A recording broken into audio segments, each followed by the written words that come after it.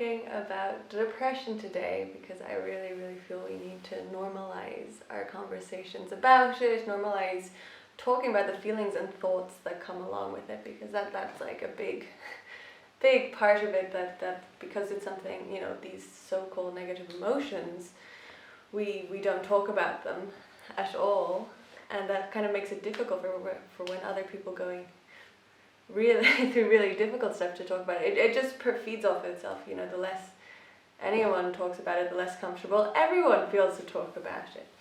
So I'm going to share some tools, as I love to do, techniques, tips on things we can do to help ourselves when we get into these states, how we can support others going through these things. I think one of the hardest things when we get depressed is that it can be really difficult to motivate ourselves to do the things that we need to do, that we know we need to do for our health and our happiness and our well-being. Having the motivation to do it is really difficult to muster, so you really have to keep trying. And it can be also really disheartening if it's a chronic thing and you just keep trying things and nothing works.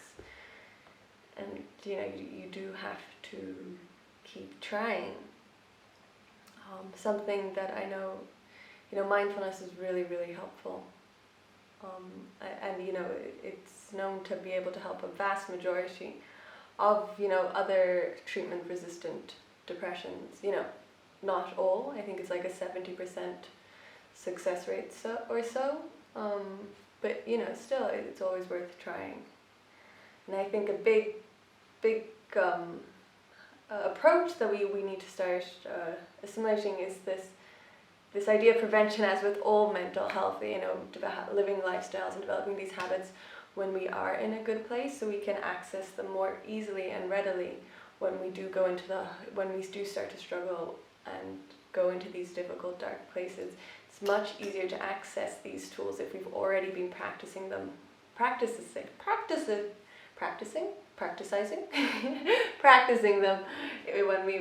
when we're in a more happy, healthy, balanced state of being, but it's difficult. It's really difficult when you're in there because, part of it is all you see, the mind narrows in on just all the shit, all the really difficult stuff, and you stop seeing the bigger picture.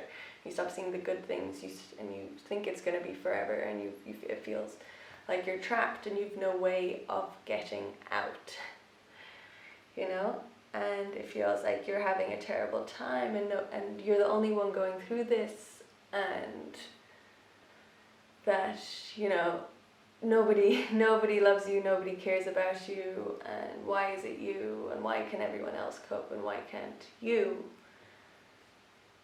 And it's just these voices in our heads, all these thoughts that take over, and even if you know that they're not real and they're not true, you still experience them as being real, as being true, and they'll start telling you these really painful things, these attacking things, these things that make you feel more and more isolated, more and more alone, more and more sad, more and more hurt, more and more broken.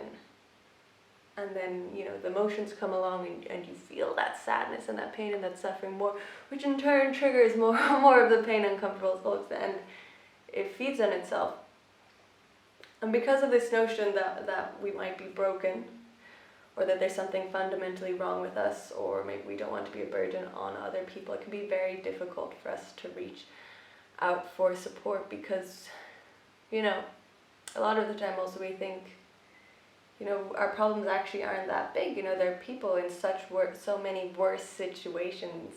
It's not fair for us to feel pain and sadness at what we're judging as small things. However, if they are affecting your capacity to show up in the world, to live your everyday life, to go to work, to have friendships, to do things, to be social, if these thoughts and feelings are affecting your capacity to be you, then ultimately, it's totally justifiable and okay and normal to need to reach out for help and support, and it is essential that we do so. It is amazing the power of talking about things can have in making us realize that actually things that are troubling us also trouble the vast majority of people, and it normalizes it. It normalizes that these thoughts and the feelings around these thoughts they're actually normal and they're actually okay. This feeling that for me personally, I know what can come up is that, I'm not good enough, I'm never gonna figure my life out, nobody loves me, I'm all alone in the world. So there are all these thoughts that come up, and they seem all consuming, and it feels like you're gonna be here in these feelings and thoughts forever, and there's no way out. And it's a lot, so it's so important to talk about it, and if you're not going to talk about it, to write about it, to draw it, to create, to express it, because emotions are energy emotion, and in order for us to move through them, we need to feel them, but there's a difference between feeling them and thinking about them, and that's the trick of the mind, is it will want to rationalize and solve these problems. But sometimes there's not a solution, and you just have to move through this and feel it and move forward, and it's going to be hard and it's going to be difficult, but you're just going to have to tolerate it from a time period, and that's where recognizing the impermanence of everything is really important, that nothing lasts forever. So feeling is very important, allowing ourselves to feel the emotions, but not to dwell on them and the thoughts. But this is easier said than done, and that is why practices like mindfulness are really, really important. So when we practice these things, we recognize more that these are just thoughts, and that we're ruminating and we're going over things, and we're able to detach a little bit rather than being totally taken into the sea and the waves and the torment and the tempest and the storm. So mindfulness can be really, really helpful in creating that pause. So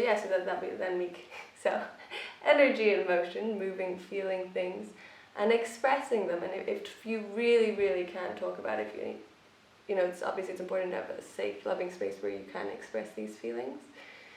So if you have a close friend that you can, but for some of us, we have so much shame around the fact that we feel like we're struggling and we can't cope with life and everyone else can. Talking to a professional is an alternative, and I know there's a lot of stigma around this, but every single freaking human on earth can benefit from this. There is definitely a certain amount of privilege I want to recognize with being able to give the time and have the financial resources and being able to access these tools and resources, and I do recognize that. That's a bigger question that we need to be solving is and this is a side note, and the systems in place and how they need to be revolutionized. Totally different topic, not going to go there today. So coming back to expressing things, so if you can talk about it, writing things, creating, finding creative outlets. So, I paint, and it's doing it as a therapeutic tool, so without trying to do anything in specific, but just as a form of expression. Or it could be dancing, it could be singing, it could be playing a musical instrument. Creative outlets are great, really, really great for helping us to move through things. So mindfulness is another thing. And movement, movement is another thing for getting energy movements. Sometimes when we are in these depressed states or these sad states, we get so stuck, and it's really difficult. I can recognize that, you're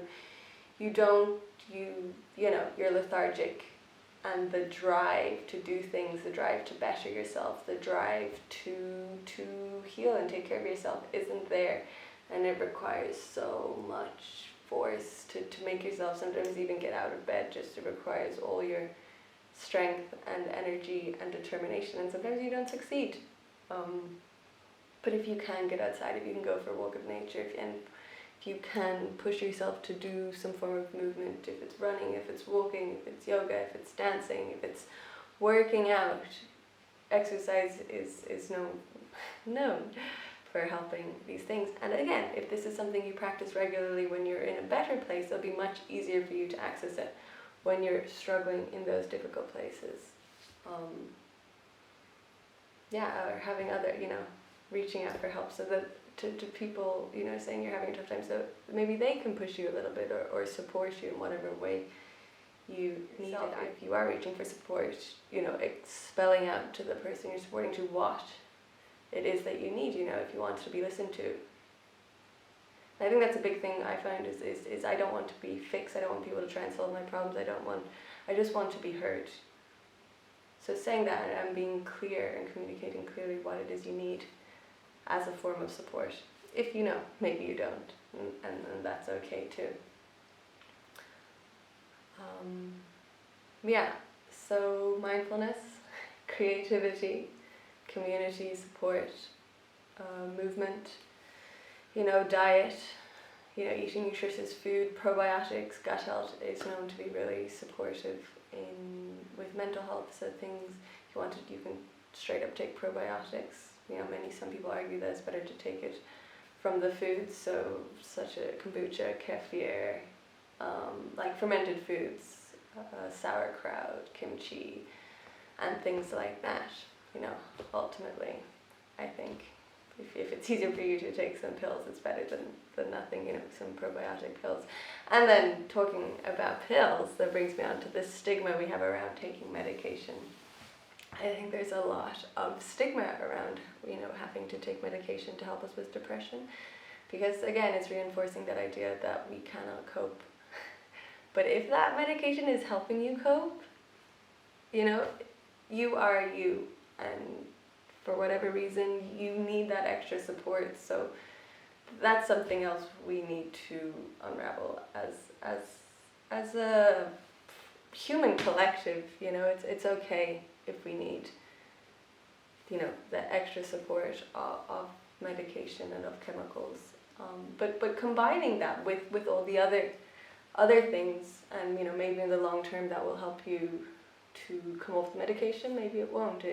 We're all different and have different needs, and if we have a chemical imbalance that other people don't have, of course we're going to need chemicals to help us rebalance so that we can come onto this level playing field with everyone else. We really need to recognize just the variety that there is in the world of humans, and thus the variety of needs and different tools, as I always say, work for different people. So it's finding the tools and techniques that work for you. So sometimes maybe changing an environment and recognizing if there are triggers that set you off into these spirals, and doing your best to avoid those triggers. It could be certain people, hanging out with certain people trigger you into the spiral. Should be doing certain activities as much as possible, if you can. Again, question of privilege sometimes, but if you can, eliminating people in situations that trigger you and set you off. And then another thing is trying new things, or traveling, going on an adventure. Or on a holiday.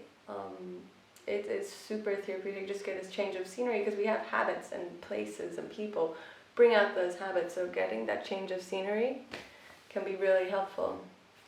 And or in easier maybe context is trying new hobbies, new activities, group activities. Trying a new sport or a craft. Maybe there's a painting classes, sewing classes, cooking classes, or there's yoga classes, dancing class. Trying a new hobby. It's very important to have hobbies and to play and to enjoy life, and remember that it isn't all about being super serious all the time, and I do know that's very easy to say and sometimes harder to do.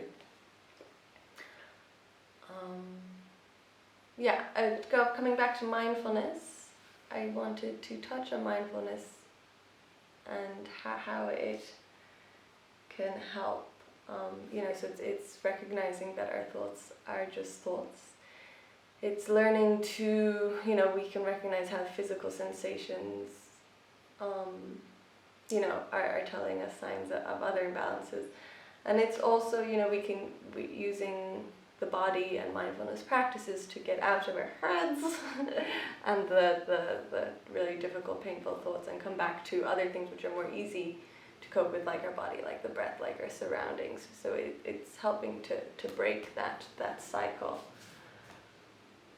And then the last thing that kind of ties with mindfulness, but which is also just a general approach to, I think, any emotions we have, is the disidentification, you know. And what's really important is our language around all this, I find. You know, often we'll say, I am depressed, and that's saying, you know, this is my identity. And how about, what if instead you said, I am experienced depression, or I experienced depression, or I have experiences with depression. It recognizes that, yes, you have this experience of depression, but you are more than that. You're not, you know, that isn't your identity. That isn't all there is to you. So it just creates a little bit of distance between you and what you're experiencing, because you are more, we are so much more than what we are experiencing right now in this moment. You know, we experience so many different things throughout the day, throughout the months, throughout the years. Our whole identity can change, and usually does change throughout the years. And you know, you say it's just language, but what we say, you know, affects our thoughts, which eventually affect who we are and how we perceive ourselves. So I personally, I like to be really mindful of language and how we use it, and phrasing things that is really correct and gives us space to grow and to change. Yeah, so that is language. And yeah, I guess that is it. And for all of us, whether we experience depression or not, I think it's important we normalize having conversations about our struggles, the things we find overwhelming, you know, that we cry, you know, all these things that we usually do alone, that we hide. I think it's really, really, really, really important that we start talking about them more and normalizing them, so that we give permission for others who might find it more difficult to cope with these emotions to talk about it too. Because there's a lot of funny stigma around it, this idea that being depressed makes us broken. And again, another thing with language and perception is recognizing we're not broken and we don't need to be fixed. You know, that this is just a moment in our lives, and this is how we're coping with it. It doesn't mean there's something fundamentally wrong with us. And not to downplay our problems, because you know, other people, you know, are starving and experiencing sexual assault or violence or whatever it is, doesn't make our problems any less significant for us. And the reality is we can't help anybody else until we take care of ourselves. So even if we think our problems aren't as big as other people, they're very big, they're very real, and if they're all consuming and affecting your quality of life, you know, then there is something that you are entitled to work on changing and improving, and to take the time you need to and the actions you need to take care of yourself and heal these parts of yourselves and transform them, so that you can show up and have a better quality of life, and in turn be there for others and help the planet and all of this stuff. But we really need to prioritize these things, our happiness and our health. And our mental health is so important, because, you know, although our thoughts aren't real, we experience them as really real. You know, when we dream, it's totally real. It's not actually happening in real life, but it's happening very really in our minds, and the body responds in a physical, visceral way. Exact same thing with our everyday thoughts. So we are entitled to do our best to heal them, so that we have thoughts that are less damaging for our psyche and our experience of life. You know, so I have plenty of resources online. I have a course, just a quick start guide that provides the specific practices to help people with navigating depression. And I will be doing a masterclass on mindfulness and self-compassion and other tool practices specifically for depression, or you know, it might, if you want to call it, low moods or overwhelming emotions, just deep sadness, pain and suffering. So tools and techniques for helping with that, I haven't finalized the dates, but I will write it in the description box when I share this. In the meantime, also here for one-on-one sessions, of course, and sending so much love to you, and may you find the strength and support that you need.